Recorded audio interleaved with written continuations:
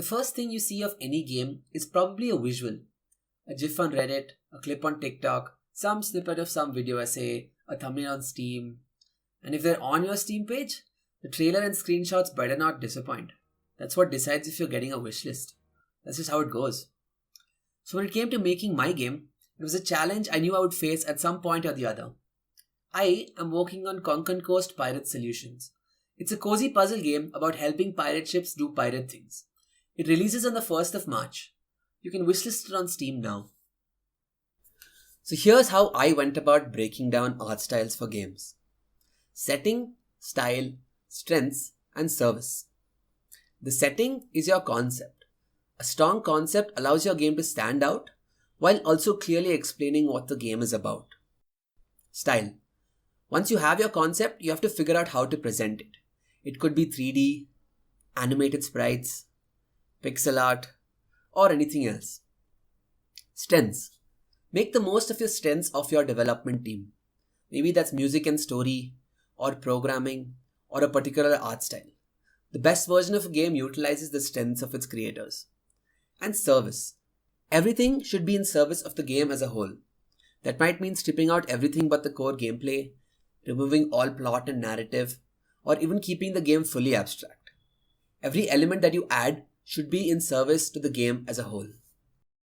So, coming back to KCPS. Before I had an art style, I had to have a game. Mechanically, it's a 2D game. It's presented on a grid. You have a bunch of ships moving around. They have their own respective goals. Thematically, you're a pirate, controlling the seas and trying to navigate ships around in an efficient way. So let's apply what we learned. What should our concept be? Pirate maps was my initial jumping off point. The idea that maps will come to life. It looked really nice, but technically it got a bit complex and I couldn't figure out how to fit the other mechanics in. So back to the game. What else can we draw from? The story. It's a story about a startup and an initial prototype making some kind of toy. That's interesting. So then I thought about a Casio Walkman and the buttons and just how pressing the buttons is so much fun and watching the cupboard sliding in and out and in and out. And that just cemented it. Everything has to be in service of the experience. The experience that I am looking to create involves deeply contemplating systems and their interactions. So having an interface you can just spend a lot of time looking at is very important. If I want people to keep playing the game, it better look and feel good to just sit around and do nothing while you think. Now that we've selected a concept, we still have to choose a style. 3D? No, I decided against it. Animated sprites? I've used that before but couldn't really figure it out here. Pixel art? Okay, I have a love-hate relationship with pixel art. I love the colors, I love the abstraction, but I don't love the aesthetic. And especially I don't like some of the artifacts.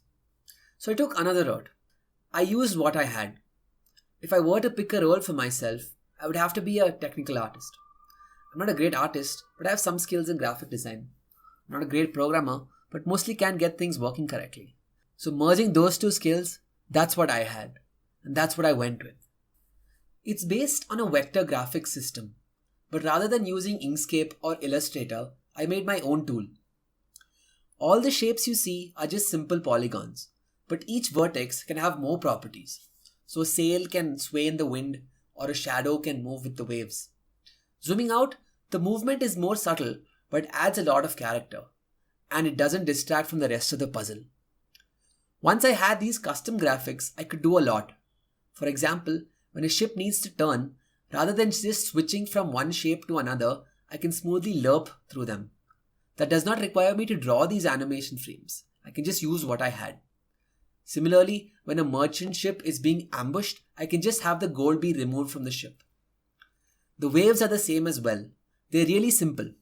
You take a line and randomly draw points onto it. Then you move each point at a slightly different speed, and it looks like a wave is getting created and destroyed.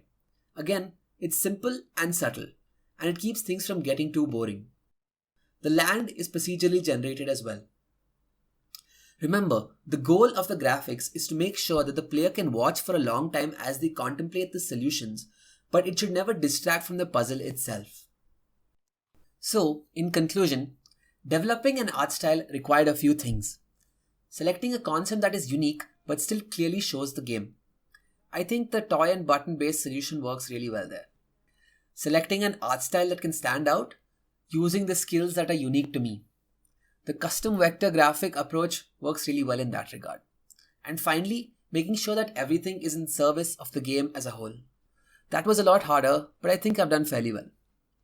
And that's mostly that.